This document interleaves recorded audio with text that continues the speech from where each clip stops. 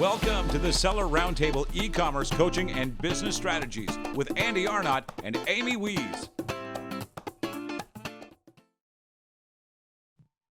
Hey, what's up, everybody? Welcome to Seller Roundtable number 67. This is Andy Arnott with Amy Wees. And we are super excited to have Henson Wu on today. Henson is from Feedback Wiz. He is a Feedback Wiz. His company is Feedback Wiz, and he's going to give us all his great tips and tricks and all the fun stuff that you guys are going to be able to learn from him today. Welcome, Henson. Thanks for being on. Hey guys, thanks for having me on today. Really happy to be here, join you guys. All right, Henson. So we like to start the episode with getting to know our guests a little bit more, rather than, just what people see on Facebook with, your business posts and things like that. If you don't mind sharing, share as little or as much as you like, where you're born, where you live now, past jobs, college, school, kind of anything you want to share in terms of somebody, getting to know Henson. Sure. Yeah. I was born in California in San Jose. And I pretty much grew up there my whole life. I went to high school, and then for college, I went down in Santa Barbara. So I lived there for 4 years. And then I moved back home, did 2 years of grad school back in Santa Clara, and then ultimately studied electrical computer engineering in college. So that was, pretty much my major. And, in an Asian family, it's kind of funny because your parents make you choose, right? Doctor, lawyer, engineer, you have no other choices, pretty much. So I was kind of forced into this field, as a kid. I was more into like art, I guess, and some other, activities, but ended up in this field, which was okay for me because, I was able to get through it, and, I didn't have that much passion, but it was enjoyable for me to go do it. So yeah, after grad school, started working high-tech corporate, worked about 13 years, and it was good life. It's your typical Silicon Valley job. And if you guys watch like Silicon Valley TV show, it's funny, right? So if you guys actually work in that environment, it's kind of similar, right? It's kind of like funny. There's a lot of very unique people that work with you, but after a while, it gets a little boring because you just kind of work for a company. You don't have too much say on how you want to do things, right? So, but the good thing was during this whole time, I was, learning, doing side gigs, selling on eBay, selling on Amazon, trading stocks. So I learned a lot of things while working 9-to-5 corporate. And one of the biggest things I learned was pretty much just selling e-commerce, right? So back in eBay, I actually started selling on eBay back in 1999 when I was actually in high school. I remember some of the first things I sold was PlayStation 1 games, which back then, first, I don't know if you guys remember the CD burners when they first came out. You can actually copy those games. And then eBay was like Wild Wild West. You can pretty much sell anything on there. There's no restrictions, right? So me and my buddy, we were selling copied video games on eBay, and it became very, very profitable because, basically $1 for a CD, you buy a burner, $300. Of course it wasn't legal, but, but after a while, they shut it down. But that's kind of my first experience on, how to do e-commerce. I was like, wow, you can actually buy a product, sell it. And then I started getting into more drop shipping. I did some wholesale. And then in 2013, 2014, 2015, I started on Amazon. And because of my family, my wife, their family runs a wholesale manufacturing business. We started selling products on Amazon in the clothing industry. So build a brand. 2013, Amazon was right about to start taking off. And this is kind of where, eBay was still the giant. Right. And then people were just starting to figure out, okay, I can start doing private label. So we started doing that. It did really well back then because clothing was pretty easy to sell. Anything you launch pretty much gets on page one within a few weeks. There's a lot of different, black hat strategies you can do that you obviously can't do anymore these days, but it was very easy to rank. There was no PPC back then. So So business did really well. It was really until about 2015 when it started getting more competitive, and launching products started becoming extremely expensive. So with clothing, imagine you can't just have one style. You need to have thousands of styles, right? So I literally had like my inventory. I had like maybe 3,000 or 4,000 SKUs in there with different styles, different colors, different sizes, right? Managing it, it's just a nightmare, right? Getting reviews, inventory, dealing with the returns, clothing, 20 to 25% return rate. People buy all 3 sizes, return 2 of them. If you're lucky, you break even. So it was tough. It's just a logistic point of view, trying to scale. So that's kind of where, I decided, hey, look, there's a lot of software out there where you got to use these softwares to help you grow, right? And that's when I got together with Aaron's, our other co-founder, and we decided, hey, let's start writing up some software for my own business to see if we can start generating feedback, reviews, communication, right, automation. Back then, there wasn't too many competitors. There was only a few companies out there. There wasn't that many tools like there are today. So we started building some tools, and then at some point we were like, hey, we could build stuff that's a lot better than what's out there. So we were working 9 to 5, building tools, going to sleep at 3 a.m., waking up at 7, getting 4 hours a day. After a while, having kids, it was crazy, But we got through all of that. We launched FeedbackWiz in 2017. It was something brand new. We had a lot of features no one else had. Back then, we actually had the first review matching feature, which is any review that someone wrote, we took in the back end, connected it back to the order. Right away, if this person wrote a review or not. If you wrote a bad review, you can automate sending messages. Of course, all that good stuff is gone now because Amazon, cracks down on a lot of these loopholes, right? So yeah, that's kind of the background of where I came from, how we started, and how FeedbackWiz grew. Yeah, I love that, Henson. I didn't realize your background. I like that the timeline is pretty similar to what mine was, right? So starting in like 2012, I think 2011 is when we opened the account, but didn't start actually selling like 2012. Before that, when I was in high school or in college, actually, so a little older than you, I was selling on eBay, and that was kind of my first in 99, 2000, kind of like right around when you're talking about.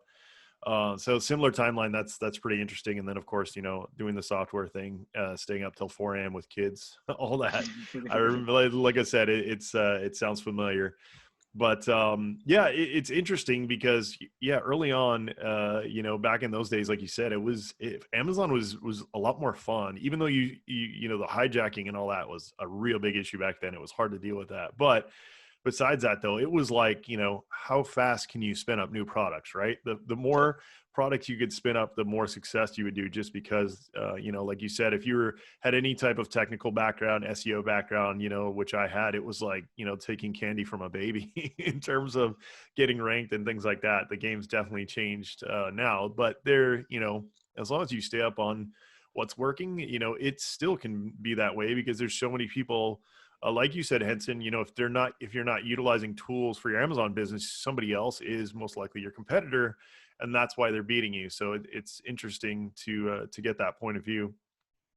One of the biggest things that's come out in terms of feedback and things like that was the Amazon feedback request button, right? Which is now built into the dashboard.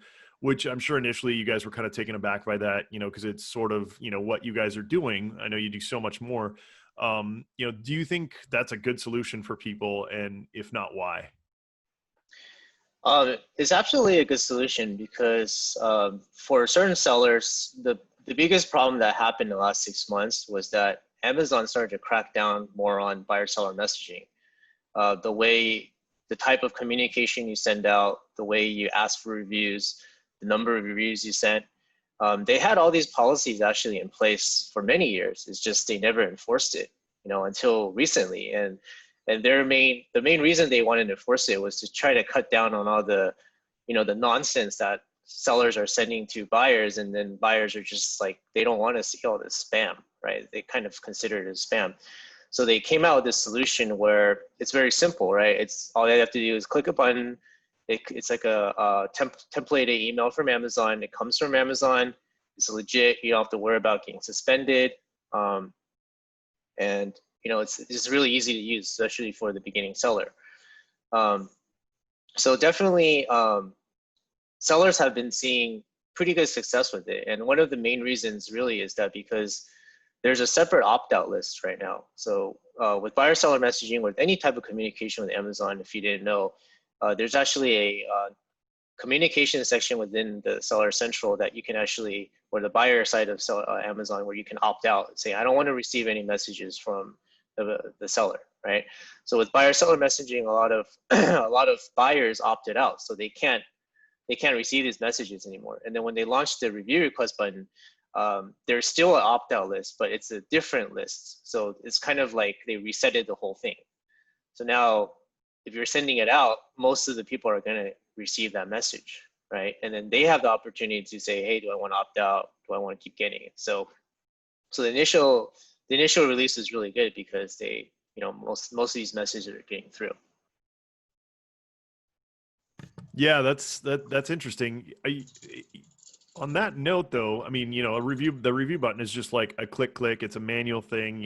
It works like you said, but I know that Feedback Wiz has a lot more intelligence built in terms of kind of, if somebody's, familiar with like Zapier or if then that, like kind of like if things happen, do this, kind of more of that type of intelligence.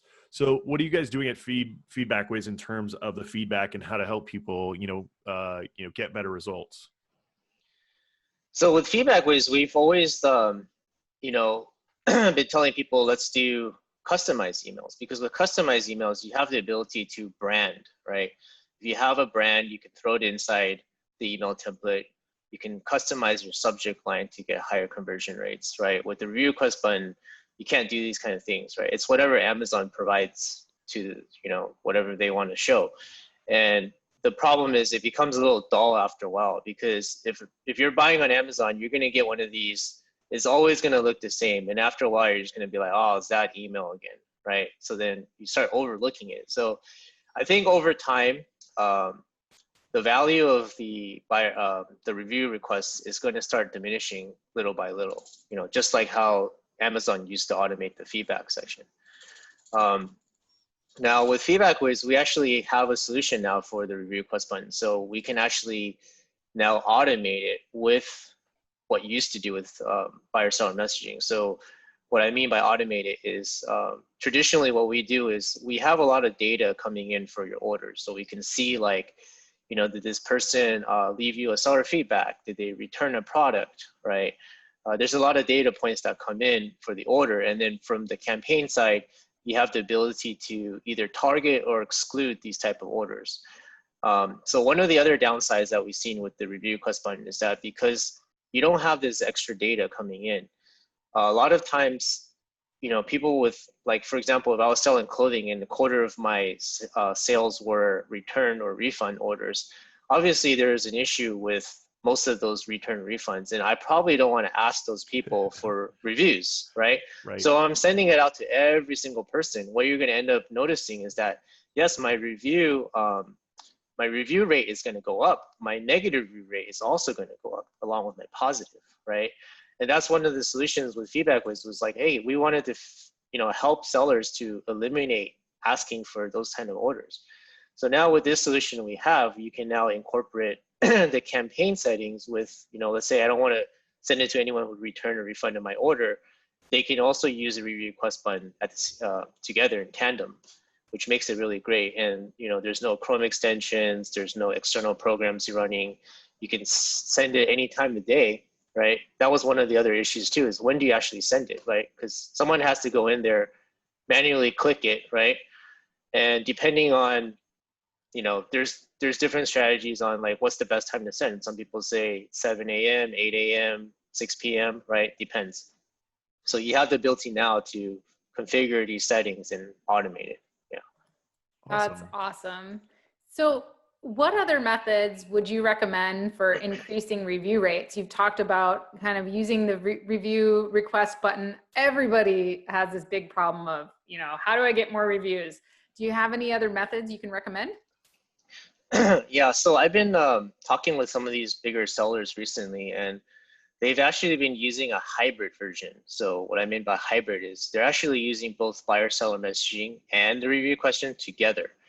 Now, the rule says that you can only send one review request per order, right? So how would you use both of them together? Now, Amazon still allows you to use buyer-seller messaging to ask for reviews or send critical information pertaining to the order, right, necessary to complete the order. So you can still communicate. It's not a problem with that, as long as you send information that's relevant to what they're buying. So a lot of sellers, what they're doing is they're using buyer-seller messaging to attach a PDF file in the very beginning of the order. So right when the order ships, they might send them some information on the product, like how to use it, how to take care of it, warranty information. So within that first email, you can still communicate with them and say like, by the way, we're sending you some information about this product. If there's any issues or questions you have, you guys can respond to us. And you're not asking for reviews or feedback or anything like that, no, in that email. You're just attaching a file, giving them information. And this is actually perfectly legal. There's lots of big companies doing it with no problems, and then they're using the review request button because they don't want to deal with that 30-day restriction. Sometimes Amazon flags your account if you send too many emails, and then they're using the review request button as a secondary, after 5 to 30-day window after it's been delivered to ask for reviews. And they say a little strategy to wait a little while. So first you start out with that seller messaging, buyer-seller messaging, where you're just providing that value up front and helping increase and impact the user experience, and exactly. getting them to reach out to you if there's any problems, that kind of thing.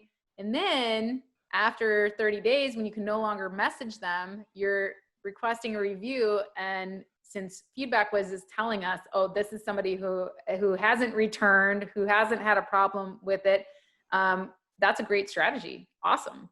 Yeah, it's great because if there's any issues, that first email can sometimes cover it, right? A lot of times people return products because they don't know how to use it, or they have questions, they don't know how to reach out to you. So building that initial contact is within terms of service, is providing customer support, it's making everyone happy. And then if you want to play on the safe side, you can use the review request button because Amazon's totally okay with you doing that. You have no issues with gaining any type of restrictions. So it's a great strategy people are doing right now that a lot of people aren't aware of. Yeah. So can we talk about buyer messaging and feedback as a whole? Like, what are Amazon's current policies? As you mentioned something about, you can only send one email, what kind of things can people attach? What is today's strategy for messaging? Yeah, so for the people that are still using buyer-seller messaging to ask for reviews, it's 100% legal. It's perfectly fine. You just have to understand what you can and can't do. The biggest thing really is when you're asking for reviews, it has to be in a very neutral type of manner. Like you can't incentivize them or say, hey, please leave me a 5-star feedback or a 5-star review. Or if you had any issues with the product, please contact me first before leaving a review. So you're not trying to steer them away from leaving, a positive review, right? So the message has to be very clear, concise, and it has to be very neutral. And you can only send one message now. Before, people would set up like these sequences where they would hit them, 2 days after it's been delivered, and then hit them again 3 days later, and then hit them again 10 days later.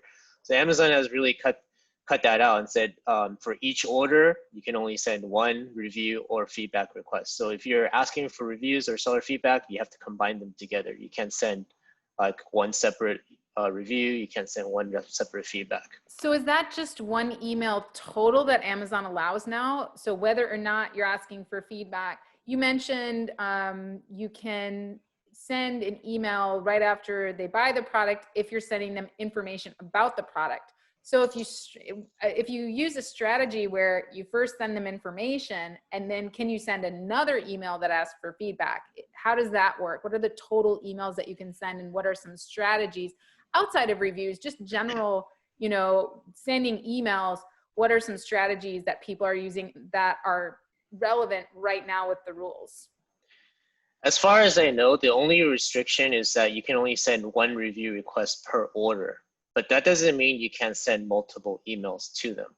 So you you definitely can still send that first email with the order information and then ask for a review on the second email. But in our experience, the best thing to do is don't send more than 2 emails because Amazon is using some kind of algorithm right now to detect the type of messages, the quantity of message you're sending out. And anytime, if you send too many emails, you can trigger something. And if it triggers, basically it shuts down your capability to send proactive messages for 30 days. And then you have to wait 30 days for it to reset. And then you have to figure out, what did I do wrong? So the best thing to do is, I usually tell people, if you're selling a product and you don't have any good information to send them, don't even send them that first email because it's not worth it. Just send them 1 email to ask for reviews only. Now, the emails, the strategy I was talking about with the hybrid is you need to have something that's valuable to give to them. If you're sending an email with attachment of marketing for your other products or link to your website, like forget it. You're going to get flagged very easily. So definitely don't do that. So in terms of marketing though, are there any types of strategies that we can use in those emails? So have you seen, can we combine marketing with those review request messages? What kind of marketing are people sending that's actually working and that is not getting flagged? Yeah, I personally haven't seen much marketing that doesn't get flagged because Amazon really cracked down and said, buyer seller messaging is not for marketing. It's really just for customer service and then asking for reviews or feedback. That's pretty much it. So what if I provide a guide for the product that I'm selling, right? I'm providing information about the product. And in that PDF, I have my logo at the bottom and a Facebook, tag there, something like that. Is that okay to mention your website, but not drive people to it if it's just like in your footer or something, or part of your logo? Yeah, logos are definitely okay. Now, if you put any type of link in there, that's a big question mark. Like I've seen a lot of people do it and they're getting away with it just because I think with PDF attachments, it's harder for Amazon to detect it, right? Unless someone reports you or someone manually goes in there, downloads your PDF, scans it and says, hey, this is against TOS, then you might get caught for it. But in general, yeah, people still do it. I still see people send 3 review request emails and some of these guys don't get flagged at all. It's weird, right? And then there's some people that try to follow all the rules and they're doing nothing wrong and they still get flagged, right? It's crazy, right? And then sometimes they have to talk to Amazon and then they have to bring up a case, say, hey, I'm not doing anything wrong, and then they have to review it. So I think it's more of a case-to-case basis. And then even with the, if you go on the Seller Central where it has the buyer seller messaging rules and terms of service, that page is constantly changing, meaning there's language that's put in there and then next week the language just pulled out, right? So it's like, what's up with that, right? So stay on top of it is what you're saying. Like we should be checking those things on a regular basis. You should be checking because the rules are constantly changing, but also the rules are always also very vague. And the reason it's vague is because Amazon doesn't want to impose very strict rules for everybody because different types of products, different sellers, they have different reasons to use buyer seller messaging. For example, like, the important tag, if you put the important, if you put important bracket inside your subject line, what that does is it bypasses the opt-outs, right? And some people don't know about it, but a lot of people knew about it back then and they were actually using that to their advantage to bypass the opt-outs. Now that's placed in there for specific sellers that have products where the buyer needs to respond and gives them information. For example, if I'm selling like a customized tag or something where they need to tell me what do you want me to print for you, right? You have to get that communication through. So they can't set specific rules for everybody. That's why it's kind of like an open-ended kind of book where you just have to kind of navigate and figure out, okay, this is what I can get away with what I'm selling, but I can't go too far, those are going to get suspended. So I always like to use in this case, like I've told this before about product inserts, guys, is I say email seller support with what you want to do. If you say like, hey, I've got this product that's extremely difficult, to set up. I'd like to send a PDF that explains, how to do it with the important tag. Is that acceptable in terms of Amazon? Like, I always like to have a ticket so that if you do get, in trouble, you can reference that ticket back. Like Henson was saying, they change the rules all the time, so that might not, it won't be 100% foolproof. But I always like to ask, rather than like get flagged and then have to deal with, a suspended product or account, after the fact. And then in terms of marketing, as we've always said, focus on marketing on your packaging and in your inserts instead of focusing on that. They're sending emails through Amazon, right?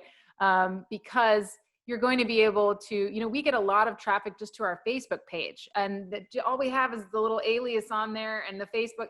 And for a while I paid for a vanity number where I had like an 800 number, and I was like, hey, if you have any problems, call us at this number. It was in our insert. We never got calls, but people would reach out to us on Facebook, stuff like that.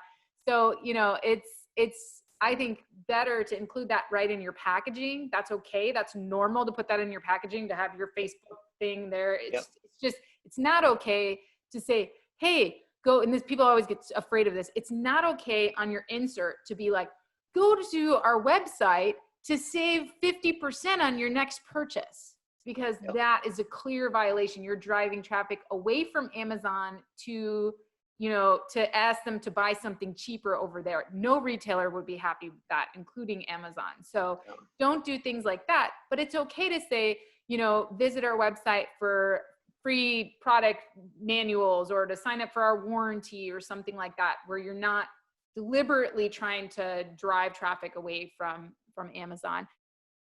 Thanks for tuning in to part 1 of this episode. Join us every Tuesday at 1 p.m. Pacific Standard Time for live Q&A and bonus content after the recording at sellerroundtable.com. Sponsored by the ultimate software tool for Amazon sales and growth, sellerseo.com and amazingathome.com.